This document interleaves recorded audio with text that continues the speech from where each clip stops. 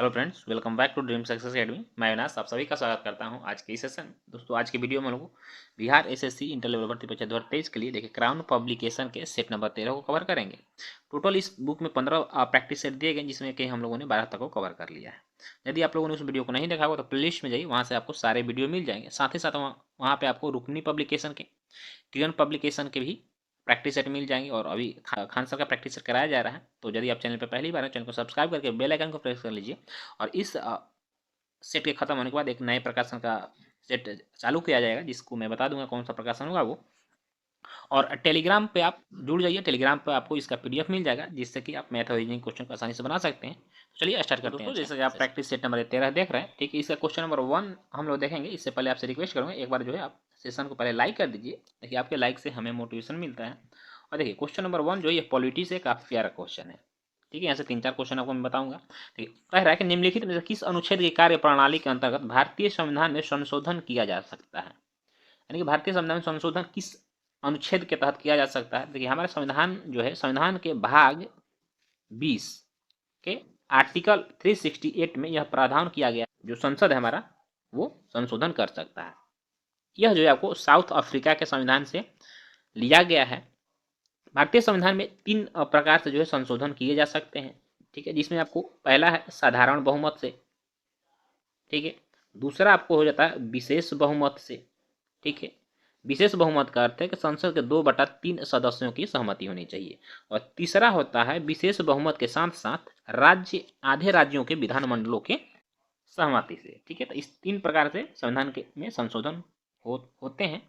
Next question देखिए कि निम्नलिखित तुगलकी राजवंश के किस सुल्तान ने चांदी के सिक्कों के स्थान पर तांबे के सिक्के चलवाया। इसे ही हम लोग सांकेतिक सिक्का के नाम से जानते हैं, याद रखिएगा। तो सांकेतिक सिक्के का प्रचलन किसने करवाया था। देखिए, तांबे के सिक्के का प्रचलन जो है आपको यह मोहम्मद बिन तुगलक के द्वारा चलाया गया था।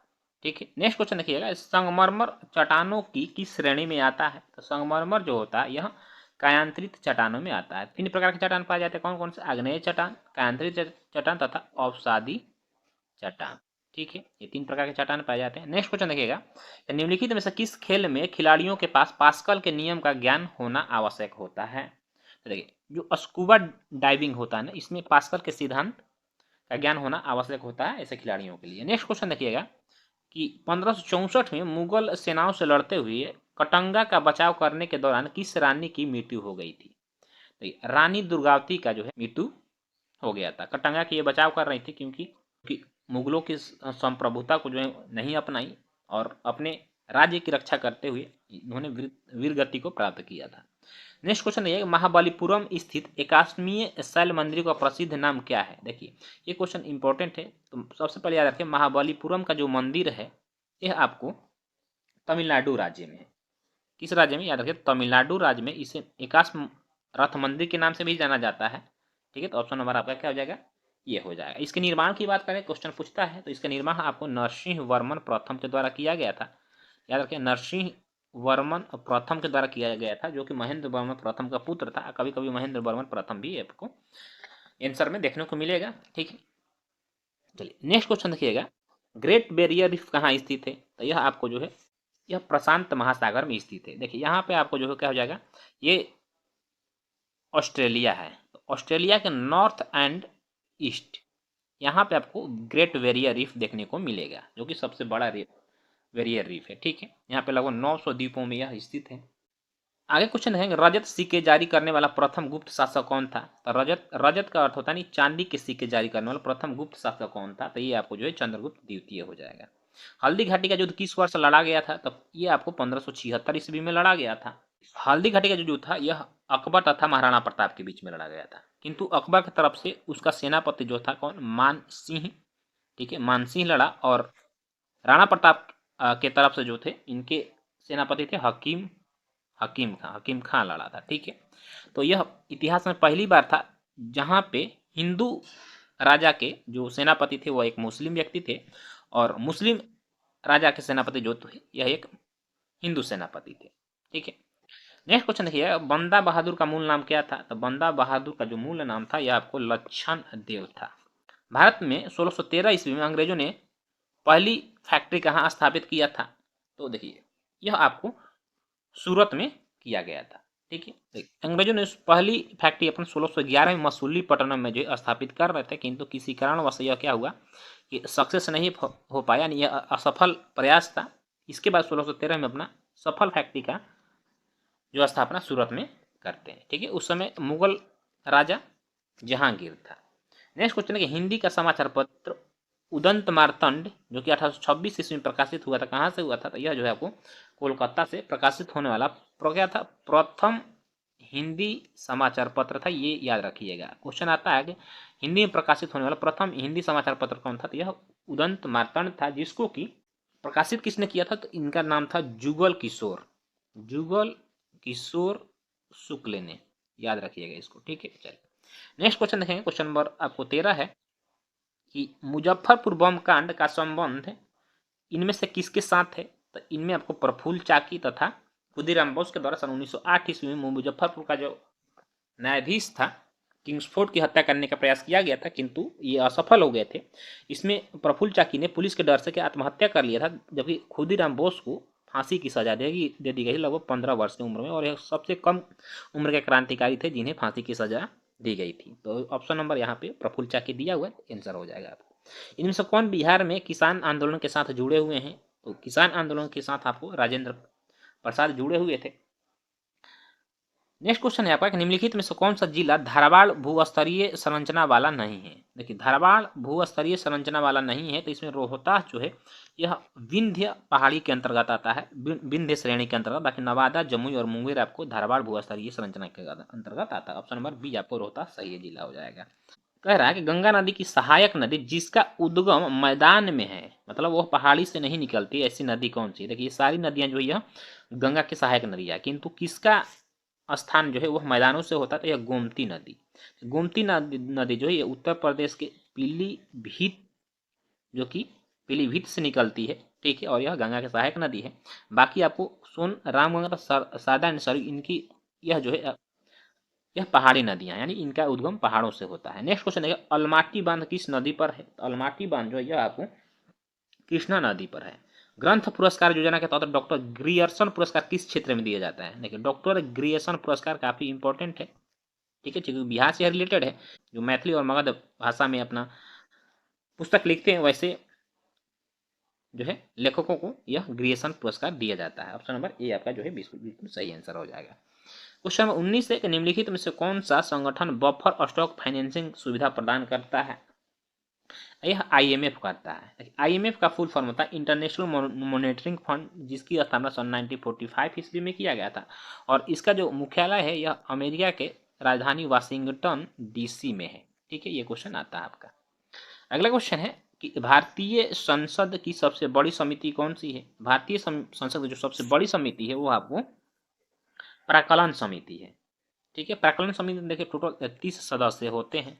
ठीक, और यह सबसे बड़ी संसदीय समिति है। लोक लेखा समिति में आपको 22 सदस्य होते हैं, जिसमें कि 15 जो है लोकसभा से होते हैं और 7 आपको राज्यसभा से होते हैं, जबकि प्राक्कलन में सभी आपको लोकसभा से होते हैं। कौन राष्ट्रीय मानवाधिकार आयोग का पदेन सदस्य नहीं है? तो राष्ट्रीय मानवाधिकार आयोग का जो पदेन सदस्य नहीं है वही मतलब भारतीय विधि आयोग का अध्यक्ष नहीं होगा। बाकी राष्ट्रीय अल्पसंख्यक आयोग का जो अध्यक्ष होता है अनुसूचित जाति अनुसूचित जनजाति आयोग का अध्यक्ष होता है, और राष्ट्रीय महिला आयोग का अध्यक्ष, ये 3 होते हैं। नहीं होता है तो राष्ट्रीय भारतीय विधि आयोग का अध्यक्ष नहीं होता है। ठीक है, अगला क्वेश्चन है आपका पोलियो दिवस निम्न में से किस दिन मनाया जाता है? तो पोलियो दिवस जो है आपको प्रतिवर्ष 24 अक्टूबर को मनाया जाता है। ठीक है, पोलियो के टीका के आविष्कारक कौन थे? तो यह जॉन इसाक थे। ठीक है, उन्हीं के जन्म दिवस के रूप में हम पोलियो दिवस के रूप में मनाते हैं। PM विश्वकर्मा योजना के आवेदन के लिए निर्धारित न्यूनतम आयु कितनी है? तो यह जो है आपको 21 वर्ष है।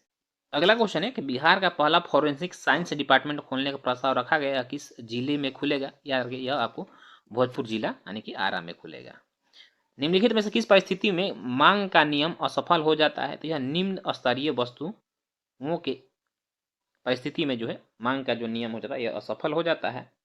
अगला क्वेश्चन है आपका क्वेश्चन नंबर 26 है, निम्नलिखित में से किन अनुच्छेदों को आपातकाल के दौरान स्थगित नहीं किया जा सकता है? तो जो आर्टिकल 21 है इस आपातकाल के दौरान भी स्थगित नहीं कर सकते हैं। ठीक है, ऑप्शन नंबर बी बिल्कुल सही हो जाएगा। लॉर्ड कॉर्नवालिस को डैश के लिए जाना जाता है। देखिए, लॉर्ड कॉर्नवालिस जो थे इसको अस्थायी बंदोबस्त के लिए जाना जाता है। तो यह जो है बंगाल के अस्थायी राजस्व व्यवस्था के लिए लॉर्ड कॉर्नवालिस को जाना जाता है। ठीक है, नेक्स्ट क्वेश्चन देखिएगा, 49वीं समानांतर रेखा किन दो देशों के मध्य स्थित है? तो यह आपको संयुक्त राज्य अमेरिका तथा कनाडा के मध्य स्थित है। ऑप्शन नंबर जो है आपको ये बिल्कुल सही आंसर हो जाएगा।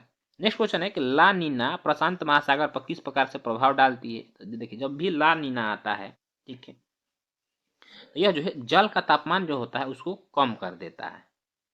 जल का तापमान जो होता है इसको कम कर देता है। ठीक है, अगला क्वेश्चन है कि निम्नलिखित में से मोहम्मद गोरी का गुलाम कौन था? वह अपने स्वामी की मृत्यु के बाद शासक बना और उसे गुलाम वंश की स्थापना के लिए जाना जाता। तो काफी आसान क्वेश्चन है ये तो।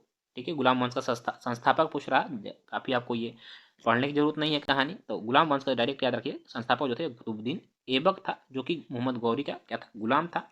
और कुतुबुद्दीन ऐबक का जो उत्तराधिकार हुआ वह इल्तुतमिश से हुआ। ठीक है, यह भी जो है आपको कुतुबुद्दीन ऐबक का गुलाम था। अगला क्वेश्चन देखिएगा कि मुख्य समुद्र से संकीर्ण पट्टी द्वारा आंशिक रूप से या पूरी तरह अलग किए गए समुद्री जल के विस्तार क्या कहते हैं? इस तरह के जो समुद्री जल का विस्तार होता है इसको लैगून झील के रूप में जानते हैं। ठीक है, नौ नालंदा महाविहार किसके लिए विख्यात है? तो नौ नालंदा जो महाविहार है यह आपको पाली अनुसंधान संस्थान के लिए जो है काफी विख्यात है। ये क्वेश्चन इंपॉर्टेंट है और ये एग्जाम में पूछा हुआ प्रश्न है। मगध के किस प्रारंभिक शासक ने राज्यारोहण के लिए अपने पिता की हत्या या स्वयं इसी कारणवश अपने पुत्र द्वारा मारा गया था? देखिए, ये घटना जो है हर्यक वंश की है। हर्यक वंश का संस्थापक कौन था? बिंबिसार था, जिसका हत्या उसका पुत्र अजातशत्रु ने कर दिया और अजातशत्रु की हत्या उसका पुत्र उदयन ने कर दिया। तो ये परंपरा चलती आ रही थी। ठीक है, तो ये क्वेश्चन आपका ऑप्शन बी सही हो जाएगा। 10 कुमार चरित किसने लिखी? तो यह आपको दंडी के द्वारा लिखा गया था। अच्छा क्वेश्चन है, दो अस्पा एवं सिंह अस्पा प्रथा किसने शुरू किया था? यह देखिए, यह जो है आपको जहांगीर के द्वारा शुरू किया गया था। दो अस्पा और सिंह अस्पा प्रथा को, दो अस्पा सिंह अस्पा था अकबर को, आपको पता है अकबर ने मनसबदारी प्रथा स्टार्ट किया था। ठीक है, यानी कि यह मनसब रखता था। इसी प्रथा को जो आगे बढ़ाते हुए जहांगीर ने इसको दो अस्पा सिंह अस्पा में तब्दील कर दिया, कुछ नियम चेंज करके। तो दो अस्पा सिंह अस्पा यह जहांगीर के द्वारा स्टार्ट किया गया था। ठीक है, यानी मनसबदारी प्रथा की बदला हुआ रूप था। अब देखिए क्वेश्चन नंबर आपको 36 जो है काफी इंपॉर्टेंट क्वेश्चन है। ये देखिए, ये कह रहा है कि निम्नलिखित में से कौन सा युग्म सुमेलित नहीं है?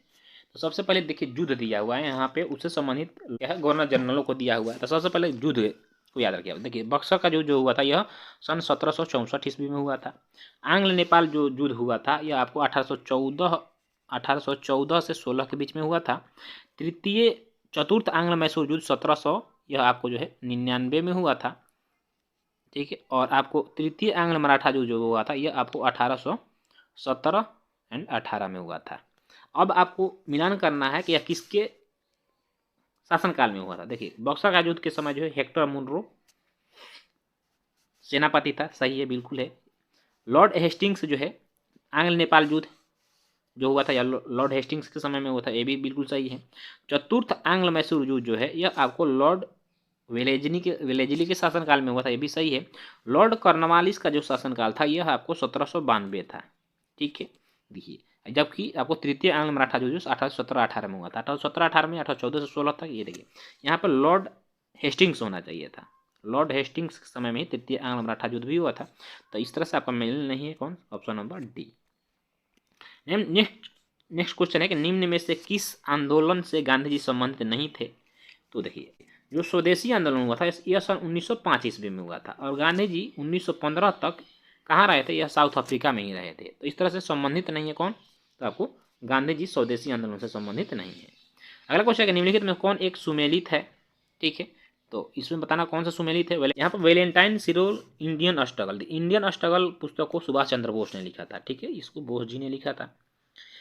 Rafiq Zakaria the man who divided India, ये बिल्कुल सही है, यानी कि the man who divided India के लेखक रफीक जकारिया हैं। ठीक है, अनहैप्पी इंडिया को लाला लाजपत राय ने लिखा था और इंडियन अनरेस्ट पुस्तक को वैलेंटाइन सिरोल ने लिखा था। नेक्स्ट क्वेश्चन है, केरल का कुट्टानाड प्रसिद्ध है किसके लिए? तो यह जो है आपको भारत का न्यूनतम ऊंचाई क्षेत्र वाला है। यह जो केरल का कुट्टानाड जिला है यह समुद्र से इसकी ऊंचाई लगभग 1 से 3 मीटर ही सिर्फ है। ठीक है, निम्न में से कौन सा शहर गंगा नदी के किनारे स्थित नहीं है? तो देखिए, फतेहपुर, भागलपुर, कानपुर, उत्तरकाशी। उत्तरकाशी जो यह गंगा नदी के तट पर स्थित नहीं है। ऑप्शन नंबर जो है आपका सी बिल्कुल सही आंसर हो जाएगा। ठीक, बहुत सारे लोग कहेंगे ऐसा कैसा है, उत्तरकाशी से तो गंगा निकलती है, तो उत्तरकाशी क्यों नहीं संबंधित है? तो देखिए, उत्तरकाशी सबसे पहले रखिएगा, याद रखिए उत्तरकाशी जो है यह उत्तराखंड राज्य में है। ठीक है, और उत्तरकाशी में एक जगह है एक जगह है गोमुख, ठीक है। गोमुख में एक आपको हिमनद है, कौन सा, गंगोत्री हिमनद, जहाँ से बताया जाता है कि गंगा नदी निकलती है, किंतु ये गलत है। देखिए, गंगोत्री हिमनद से आपको भागीरथी निकलती है, कौन सी, यहाँ से आपको भागीरथी नदी निकलती है। और यह भागीरथी नदी आपको देवप्रयाग, जो कि बता दूं आपको कि यह गढ़वाल जिले यानी टिहरी गढ़वाल जिले के पास अलकनंदा नदी से अलकनंदा नदी से मिल जाती है। अब जब अलकनंदा पे आपको भागीरथी, देखिए भागीरथी और अलकनंदा नदियाँ जब बनती हैं, मिलती हैं, तब जाकर यह जो है आपको गंगा नदी का निर्माण करती हैं। और यहाँ से देवप्रयाग से जो है जो नदी निकलती है उसको गंगा का नाम से जाना जाता है। तो उत्तरकाशी जो हो जाएगा आपका, यह भागीरथी से संबंधित है, गंगा से नहीं। नेक्स्ट क्वेश्चन है, भारत को 3/4 से अधिक कच्चा रेशम प्राप्त होता है, कहाँ से, आंध्र प्रदेश और कर्नाटक राज्य से। बिहार के किस जिले में दलदली मिट्टी पाई जाती है, तो किशनगंज जो जिला है, यहाँ से आपको दलदली मिट्टी पाई जाती है। अगला क्वेश्चन है, स्टेडियम और शहर का कौन सा मिलान गलत है, तो खुदीराम बोस स्टेडियम मुजफ्फरपुर में है, सही है, ठीक है। जगजीवन राम स्टेडियम खगौल पटना में है, ठीक है। इंदिरा गांधी स्टेडियम जो है, देखिए इंदिरा गांधी स्टेडियम मुंगेर में नहीं है, इंदिरा गांधी स्टेडियम आपको पूर्णिया में है, पूर्णिया जिला में। राजेंद्र स्टेडियम छपरा में, बिल्कुल सही है, 3। तो नहीं सुने तो बताना है, ऑप्शन नंबर सी हो जाएगा। नेक्स्ट क्वेश्चन देखिएगा, भारत सरकार के मुख्य विधि परामर्शदाता कौन होता है, वहीं तो यह एजी होता है, यानी कौन, attorney general. Attorney general of India जो है भारत का लीगल जो है कानूनी एडवाइजर होता है, और इसका जो संबंध है आर्टिकल 26 में किया गया है, ठीक है। चलिए नेक्स्ट क्वेश्चन देखिएगा कि हाल ही में खबरों में रहा कफ्यू नेशनल पार्क का संबंध किस देश से है, जाम्बिया देश से। और यह जो अफ्रीका महादेश है उसका यह तीसरा सबसे बड़ा नेशनल पार्क है। प्रधानमंत्री ने प्रथम राष्ट्रीय प्रशिक्षण कॉन्क्लेव का उद्घाटन कहाँ किया, तो यह जो है आपको नई दिल्ली में किया गया। ऑप्शन नंबर सी जो है यहाँ पे आपका सही आंसर हो जाएगा। नेक्स्ट क्वेश्चन है कि इंडिगो एयरलाइंस ने किसके साथ 500 A320 मिशन खरीदने का समझौता किया है, यह जो है आपको एयरबस कंपनी के साथ किया है। एयरबस जो है यह विमान निर्माता कंपनी है जो कि विश्व भर में काफ़ी प्रसिद्ध है। नेक्स्ट क्वेश्चन है कि अमेरिकी कांग्रेस के संयुक्त सत्र के 2 बार संयुक्त करने वाले पहले भारतीय प्रधानमंत्री कौन बने हैं, तो यह आपको नरेंद्र मोदी बने हैं। इससे पहले जो इजराइल के प्रधानमंत्री हैं बेंजामिन नेतन्याहू भी 2 बार संबोधित कर चुके हैं अमेरिकी संसद को, यानी कांग्रेस को। इस भारतीय बैडमिंटन खिलाड़ी ने कनाडा ओपन का खिताब जीत लिया। देखिए इंपॉर्टेंट क्वेश्चन, करंट से ये सब है, तो इसको जीतने वाले जो खिलाड़ी हैं आपको लक्ष्य सेन है। नेक्स्ट क्वेश्चन देखिएगा, ISSF short one world cup में किसने कांस्य पदक जीता, तो ये आपको पृथ्वीराज टुंडीमन है। आगे आपको जो है साइंस से प्रश्न मिलेंगे। 51 है कि 6 फीट लंबे व्यक्ति की ऊंचाई नैनोमीटर में कैसे व्यक्त की जाएगी। देखिए नैनोमीटर 10 के पावर क्या होता है, -9 जो मीटर होता है, इसको नैनोमीटर कहा जाता है, ठीक है। तो उसकी ऊंचाई जो हो जाएगी आपको 183 × 10 के पावर 7 नैनोमीटर। नेक्स्ट क्वेश्चन देखिएगा कि निम्नलिखित संयंत्रों में से किसका उपयोग अत्यधिक उच्च ताप को मापने में किया जाता है। देखिए पायरोमीटर का जो उपयोग है अत्यधिक उच्च तापमान को मापने में किया जाता है। फोनोमीटर की यदि हम बात करते हैं, ध्वनि का तीव्रता मापा जाता है, ध्वनि की तीव्रता मापा जाता है। डेसिबल में ध्वनि की तीव्रता मापता है, दोनों उपकरणों में से मापा जाता है। एक व्यक्ति के संवेदनशील तराजू पर खड़ा है, यदि वह गहरी सांस अंदर लेता है तो तराजू की रीडिंग क्या होगी। ठीक है, कभी भी आप तराजू पर खड़े होकर गहरी सांस आप जब ऊपर लोगे, खींचोगे, ठीक है, तो आपकी रीडिंग जो है हमेशा वह घटेगी, ठीक है। नेक्स्ट क्वेश्चन देखिएगा कि किसी लिफ्ट में बैठे हुए व्यक्ति को अपना भार कब अधिक मालूम पड़ेगा, जब वह त्वरित गति के साथ ऊपर जा रहा होगा। जब लिफ्ट त्वरित गति में ऊपर जा रही है, ऑप्शन नंबर जो है ए आपका बिल्कुल सही है। जब त्वरित गति से नीचे आ रही हो तो भार जो है भारहीनता महसूस होता है, भार में कमी महसूस होता है। जब ऊपर जाती है तो आपको भार अधिक महसूस होता है। अगला क्वेश्चन है कि साबुन के पतले झाग में चमकदार रंगों का बनना किस परिघटना का परिणाम है। यह जो है आपको देखिए बहुलित परावर्तन और व्यक्तिकरण का जो है परिणाम, यानी व्यक्तिकरण के कारण ही आपको प्रकाश का रंग जो है जब साबुन का झाग निकलता है उसमें चमकदार दिखाई देता है। और व्यक्तिकरण क्या है, याद रखिए व्यक्तिकरण, याद रखिए व्यक्तिकरण वह प्रक्रिया है जिसमें जो प्रकाश का तीव्रता कहीं कम होता है तो कहीं अधिक होता है तो कहीं कहीं शून्य हो जाता है, ठीक है। यही घटना जो है आपको व्यक्तिकरण कहलाता है। नेक्स्ट क्वेश्चन देखिएगा कि केल्विन मान से मानव शरीर का सामान्य तापमान क्या है? देखिए मानव शरीर का जो सामान्य तापमान होता है वो 37 डिग्री सेल्सियस होता है, किंतु यहाँ पे आपको केल्विन में बताना है। तो केल्विन के में बताने के लिए आपको किस सूत्र पर C-0/100 बराबर K-273 ठीक है 100, इस पर जब आप निकालिएगा तो आपको केल्विन का मात्रा आ जाएगा। ठीक है, अब देखिए जैसे निकालते C-0 था C यानी सेंटीग्रेड कह रहा था 37 था, जो सामान्य तापमान होता है -0/100 हो जाएगा। K-273 हो जाएगा, आपको हमें केल्विन में निकालना है। ठीक है, बटे 100, ये दोनों कट गया। ठीक है, K इधर आ गया, जब ये इधर जाएगा तो क्या हो जाएगा, जुड़ जाएगा।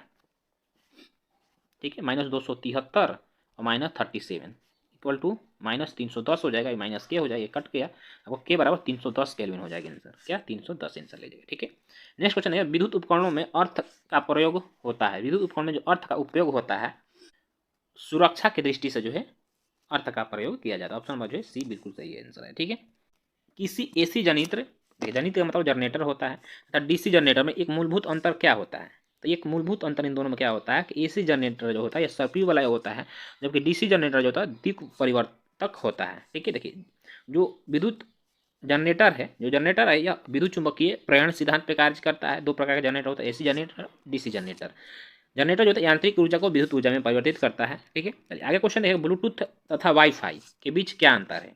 तो ब्लूटूथ तथा जो वाईफाई के जो बीच अंतर है कि ब्लूटूथ 2.4 गीगाहर्ट्ज रेडियो आवृत्ति पट प्रयुक्त करता है, जबकि वाईफाई 2.4 गीगाहर्ट्ज अथवा 5.5 गीगाहर्ट्ज आवृत्ति पट प्रयुक्त करता है। ब्लूटूथ केवल बेतार स्थानीय क्षेत्रीय जाल प्रयुक्त करता है, जबकि वाईफाई केवल बेतार विस्तृत जालीय वैन का प्रयोग करता है। ये भी सही है आपका। तो देखिए ऑप्शन नंबर यहाँ पे डी भी दिया हुआ है, ए तथा बी दोनों कथन सही है। ऑप्शन नंबर आपका डी सही आंसर हो जाएगा। ठीक है, चलिए नेक्स्ट क्वेश्चन है, विश्व की विशालतम दूरबीन कौन सी है? विश्व की विशालतम दूरबीन वो तियानयान है, जो कि चाइना ने बनाया है। ठीक है, आणविक संरचना के बारे में निम्नलिखित में कौन सा कथन सही है? तो आणविक संरचना की यदि बात करें तो इनमें से जो कथन सही है हो जाएगा आपका कि प्रोटॉन क्या होता है तथा न्यूट्रॉन क्या होता है, न्यूक्लियस में रहता है। जो नाभिक होता है उसमें प्रोटॉन तथा न्यूट्रॉन होता है, तथा इलेक्ट्रॉन जो होता है न्यूक्लियस के इर्द गिर्द यानी कि बाहर परिक्रमा करते रहता है। ऑप्शन नंबर सी जो है आपका आंसर सही हो जाएगा। अगला क्वेश्चन है कि निम्न में कौन सा एक अम्लीय विलयन का संभव पीएच मान है? पीएच मान की खोज जो है किसने किया था? सोरेनसन ने किया था। और पीएच मान आपको 0 से लेकर 14 तक के बीच में होता है। जो 7 होता है यह उदासीन होता है, और 7 के एबव 7 से 14 तक जो होता है यह क्षारीय होता है। 0 से लेकर यह अम्लीय होता है। इसमें 6 दे रहा है, अम्लीय विलयन का मान पूछ रहा है, तो यह 6 जो हो जाएगा यह अम्लीय हो जाएगा। ठीक है, नेक्स्ट क्वेश्चन है कि मिश्र धातु में किस पदार्थ के संयोग से निष्कलंक इस्पात अनुचुंबकीय हो जाते हैं? यह आपको निकेल के संयोग से हो जाते हैं। अगला क्वेश्चन है कि ट्यूबलाइट में निम्न दाब पर कौन सी गैस भरी जाती है? तो देखिए ट्यूबलाइट में जो निम्न दाब होता है इससे आपको के साथ साथ पारा होता है, पारा का वाष्प भरा जाता है। ऑप्शन नंबर जो हो जाएगा बी सही आंसर हो जाएगा। ठीक है, साथ ही आपको ऑर्गन भी भरा जाता है, किंतु निम्न दाब पे कह रहा है किस गैस को भरा जाता है, तो पारे के वाष्प को भरा जाता है। ये बिल्कुल सही आंसर हो जाएगा, बी नंबर आपका। अगला क्वेश्चन है कि स्वर्णकारों द्वारा प्रयोग आने वाला एक्वा रेजिया निम्नलिखित को मिलाकर बना है। देखिए एक्वा रेजिया एक ऐसा घटक है जिसमें किसी भी वस्तु को आप गला सकते हो आसानी से। बस अपवाद के तौर पर कुछ धातुएं जो है नहीं गलती, जैसे इरिडियम और टाइटेनियम होगा, टाइटेनम होगा, ये नहीं गलती है। बाकी अब बाकी सभी धातुओं को गला सकते हो। और जो इसका सूत्र होता है याद रखिएगा HNO3+HCl होता है। ठीक है, और यह क्या पूछ रहा है यहाँ पे आपको मिलाकर पूछ रहा है, तो यह आपको नाइट्रिक अम्ल तथा हाइड्रोक्लोरिक अम्ल नाइट्रिक अम्ल तथा हाइड्रोक्लोरिक अम्ल को मिलाकर एक्वा रेजिया बनता है। ठीक है, चलिए नेक्स्ट क्वेश्चन नंबर 66 है, शक्कर के किण्वन से क्या बनता है? तो इससे इथाइल अल्कोहल बनता है। ऑप्शन नंबर ए सही हो जाएगा। RDX आविष्कार हुआ था, तो RDX का जो आविष्कार किया गया था यह हैनिंग के द्वारा किया गया था, और यह क्या है, एक विस्फोटक पदार्थ है, विस्फोटक। ठीक है, नेक्स्ट क्वेश्चन है कि दूध उदाहरण में क्या है? तो दूध जो है एक इमल्सन यानी पायस है। निम्न में से किसका उपयोग यूरिया उर्वरक के उत्पादन में किया जाता है? तो यूरिया उत्पादन में के जो है कार्बन डाइऑक्साइड का प्रयोग किया जाता है। ठीक है, यूरिया का रासायनिक सूत्र की बात करें NH2CO एंड NH2 होता है। इसमें कि नाइट्रोजन का जो मात्रा होता है 40। क्वेश्चन आता है कि निम्नलिखित मीथेन हाइड्रेट के निक्षेपों के बारे में निम्नलिखित में से कौन से कथन सही है? देखिए मीथेन से क्या होता है कि भूमंडलीय तापन कारण इन निक्षेपों से गैस का निर्मुक्त होना प्रेरित हो सकता है, सही है। मीथेन हाइड्रेट के विशाल निक्षेप उत्तर ध्रुवीय टुंड्रा में अर्ध स्थल के नीचे पाए जाते हैं। वायुमंडल के अंदर मीथेन 1 या 2 दशक के बाद कार्बन डाइऑक्साइड ऑक्सीकृत करता है। देखिए तीनों जो कथन है आपको बिल्कुल सही है। ऑप्शन नंबर डी आंसर हो जाएगा। अस्थियों का अध्ययन क्या कहलाता है? तो ये ऑस्टियोलॉजी कहलाता है। सेरोलॉजी की यदि हम बात करें तो जो सीरम होता है, ठीक है, ब्लड में जो सीरम निकलता है, सीरम का अध्ययन सेरोलॉजी कहलाता है। ओरोलॉजी में अब पर्वतों का अध्ययन किया जाता है, किसका? पर्वतों का अध्ययन किया जाता है। और जियोलॉजी में जो है पृथ्वी के आंतरिक संरचनाओं का अध्ययन किया जाता है। क्वेश्चन नंबर 22 है, मच्छरों के बारे में निम्नलिखित में से कथन पर विचार कीजिए। तो केवल मादा रक्त चूसती। देखिए मच्छरों की जो प्रजाति है उसमें जो नर मादा होता है वो रक्त नहीं चूसता, उसमें सिर्फ मादा मच्छर ही रक्त चूसती है। मादा पौधे का रस चूसती है, ये गलत हो गया। देखिए पौधे का रस जो है आपको नर नर मच्छर जो है चूसता है, ठीक है। मादा की अपेक्षा नर के डैने बड़े होते हैं, नर की अपेक्षा मादा के डैने, नर की अपेक्षा मादा के डैने बड़े होते हैं। जो मादा मच्छर होती है वह नर मादा से बड़ी होती है। तो ये आपको ऑप्शन नंबर ए और डी सही हो जाएगा, ठीक है। यहाँ बाकी हम लोग समाधान है। नेक्स्ट क्वेश्चन देखिएगा कि निम्नलिखित में कौन सा सुमेलित नहीं है? तो कौन सा सुमेलित नहीं है? तो इसमें से एजोबैक्टर जो है, देखिए यह जैव कीटनाशी नहीं है। यह एक जीवाणु है जो कि नाइट्रोजन स्थिरीकरण का कार्य कर जाता है, ठीक है। तो ऑप्शन नंबर आपका डी सही आंसर हो जाएगा। क्वेश्चन 24 है कि एक मनुष्य दुर्घटनाग्रस्त हो जाता है और उसे रक्तदान की आवश्यकता होती है, किंतु उसे रक्त समूह का परीक्षण करने का समय नहीं है। निम्नलिखित में कौन सा रक्त समूह उसे दे दिया जाएगा? तो उसे ओ निगेटिव दे दिया जाएगा। ऑप्शन नंबर जो है बी सही आंसर हो जाएगा, ठीक है। ओ निगेटिव में कोई भी एंटीबॉडी नहीं पाई जाती है, ठीक है। तो इस तरह से देखिए क्वेश्चन नंबर 25 है, जो ओ रक्त समूह है वो सर्वदाता है, किसी को भी वो दे सकता है, ठीक है। नेक्स्ट क्वेश्चन 25 नंबर है कि जीवधारियों को कम से कम 27 तत्वों की आवश्यकता होती है, जिनमें से 15 धातुएं हैं। इनमें जो प्रभुत मात्रा में आवश्यक होती है वो कौन कौन सी है? तो इसमें पोटेशियम, सोडियम, मैग्नीशियम और कैल्शियम जो है यह महत्वपूर्ण है, ठीक है। तो दोस्तों इस तरह से हमारा जो 75 जी के जीएस का क्वेश्चन था ये समाप्त। तो पहली बार चैनल को सब्सक्राइब करके बेल आइकन को प्रेस कर लीजिए ताकि इस तरह का वीडियो आपको मिलता रहे। और अच्छा लगा तो अपने दोस्तों में कम से कम एक ग्रुप में ही इसे शेयर करिए ताकि उनको भी इससे लाभ हो। फिर मिलेंगे इसके नेक्स्ट एपिसोड में। तब जय हिंद, वंदे मातरम। आपका दिन शुभ हो।